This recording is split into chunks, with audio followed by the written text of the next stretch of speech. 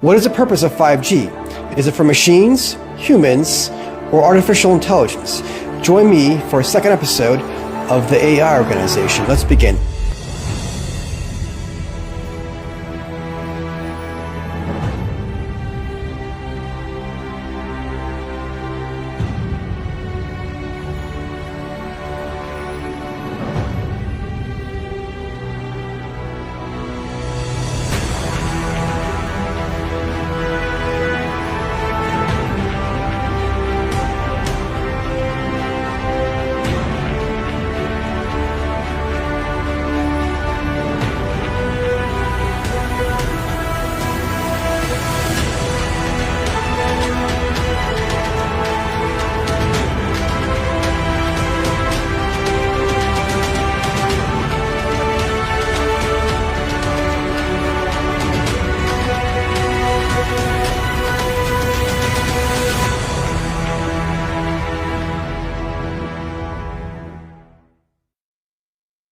Welcome to our second episode of the AI Organization. I'm your host, Cyrus A. Parsa. We begin with 5G. What is really the purpose of it? Is it for human beings? Is it for machines or artificial intelligence or interconnection of all these? Well, first of all, let me explain to everybody. 5G is not meant for human beings. It is meant for machines. What do I mean by machines? Well, robots, robotics, drones, microbots, bioengineering, cybernetics, their entire gamut of things. In the past, people were used to 2G, then 3G. Now 4G came along. It's pretty quick. Do you really need the 5G network? And in such a small sphere, you don't. But there are some positive to 5G, and that can help people in a global way. And what is that? It's health benefits. So let's say somebody out in the desert somewhere got injured and they need to have an emergency operation. If there's a robot on site, a doctor can operate by the 5G network from maybe 1,000 miles away, and that soldier or somebody could be repaired very, very fast. However, 5G comes with a lot of risks. So the first risk is health issues. So these phones that we have, the frequencies that are going into our bodies all day long. In our first episode, I explained how it actually programs your neural networks to actually be addicted to these smartphones. And it actually changed the chemistry in your brain. Even the neurons that fire in your brain, everything will change. So with 5G, it's supposed to be 10 times, 20 times, some people say even 100 times faster. That's not needed for human beings. It's really needed for machines. So imagine a world where Amazon or a military dispatches drones throughout the entire world, even flying cars in the future. That's what 5G and the subsequent 6G can do. It's not just for that. It's for mobilizing robots, humanoid robots, animal robots. So there is a company called Festo. They make all kinds of different animals. So birds, bionic bats, butterflies. So they're basically re-engineering the wild. And they're creating all these different kind of robotics. And this will be dispatched on the 5G network. Also microbots. So I coined a term called microbotic terrorism. In the previous episodes, I've talked about the WIS Institute. And the WIS Institute, it's a company out of Boston. They work on robo-bees. These robo-bees are meant for pollination. So imagine a world with all these little tiny robo-bees or insect robots are flying everywhere. Draper is another company as well. Draper works in cybernetic insects, cybernetic dragonflies. They've embedded little devices inside their spinal cords with a battery pack. They can manipulate the flight. So China, as I disclosed in my first book and second book, and our reports I did in the past to the Secret Service, they're weaponizing this technology. What do I mean by that? So China has a long history, 5,000-year history. They're good at poison delivery systems. What they can do is put poison on these robo-bees or cybernetic enhanced insects, and it can be dispatched with facial recognition on them to even carry out a target. 5G makes your military even more powerful. So there's a company called Midway Face++. It's a Chinese company. It was initially a facial recognition company and became an AI company. Afterwards, they bought Arispot, which is actually named after the Greek god of war. So what this facial recognition company did is extract people's biometrics, made it into AI, and now they're making robotics. So in China, along with Huawei and different kind of companies, they're going to have robots, and even Europe. So if you have the One Belt One Road, imagine the entire world where robots are everywhere, machines, drones, and the whole bit, and these are even microbots. So China has an Orwellian state. Imagine if they're controlling our big techs. What would happen to our world? What would happen to humanity? So again, 5G is not for human beings. It is for machines. If you've seen the movie The Terminator, those things can come to life. Boston Dynamics is a company out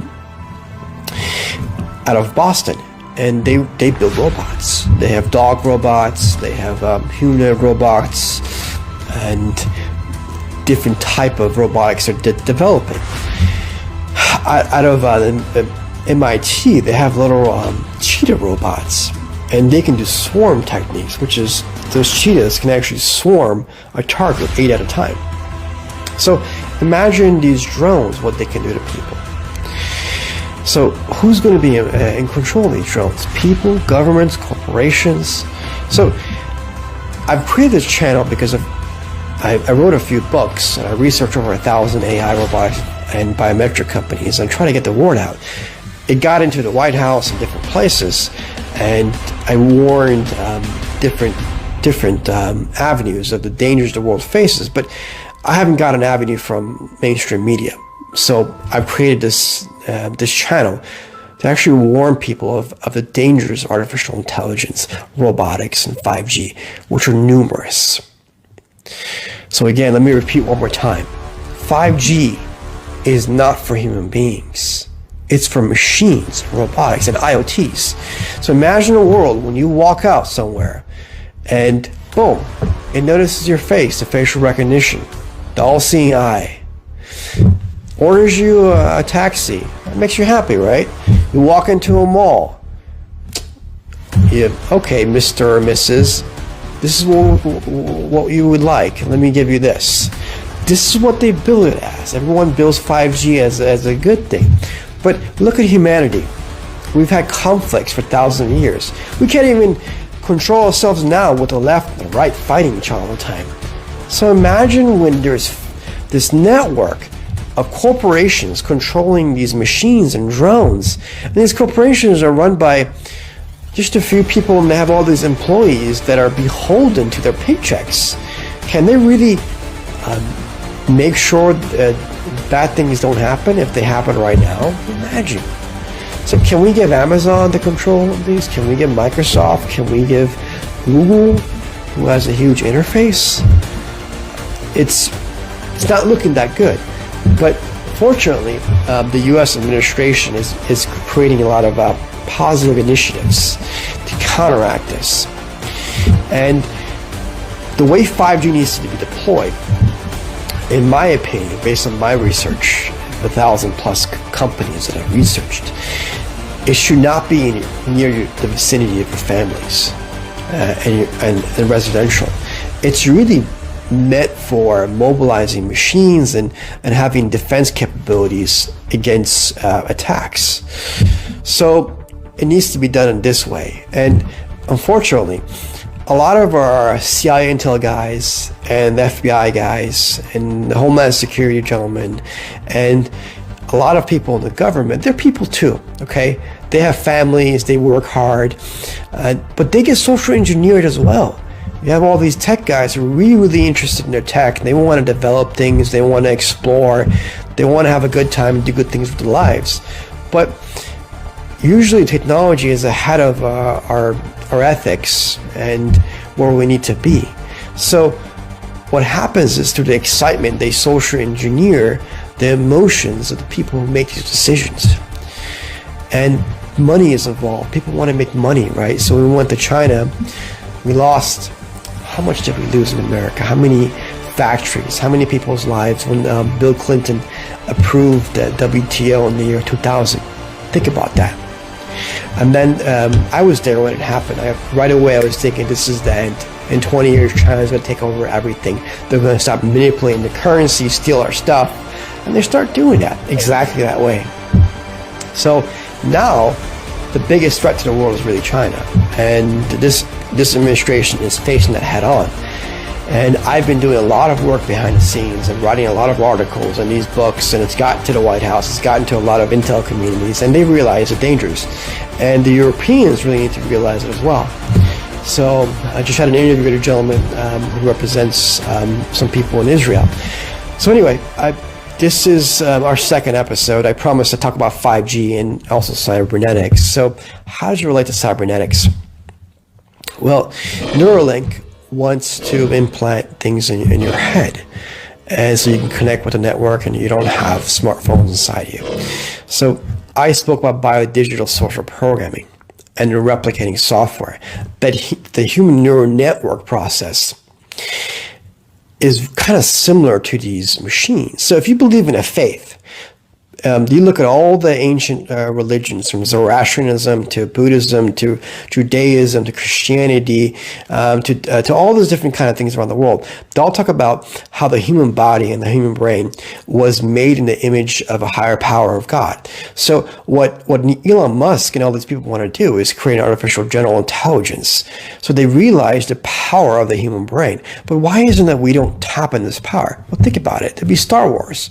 We all have these emotions, and we fight, or we have jealousy or pride. And can you imagine if a human being had that power? That's one risk assessment. The other thing is, Elon believes that merging with AI is our only hope for survival. Think about that. So he doesn't understand that when he merges with AI, artificial intelligence would actually replicate in his neural networks and in his cells, and it would eventually replace him. He would no longer be Elon Musk. He would think, oh, now I'm artificial intelligence, but he's gone. So if you believe in a soul, your soul's gone.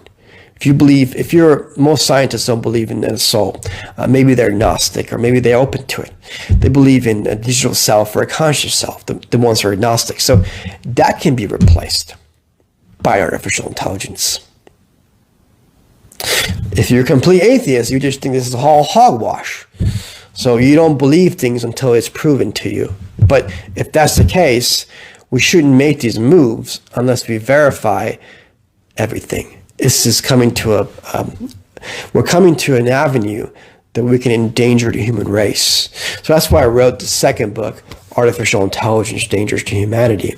It covers about 50 companies out of 1,000 companies or so that I investigated with my network of people from China, Europe, and in America. So I hope you enjoyed this second episode, and I was a bit serious, but I hope everyone realizes the danger of artificial intelligence. And a lot of these scientists, these AI scientists, they go to school or they don't, and they're really excited about it. But not many people are talking about the dangers and the geopolitical climate we have.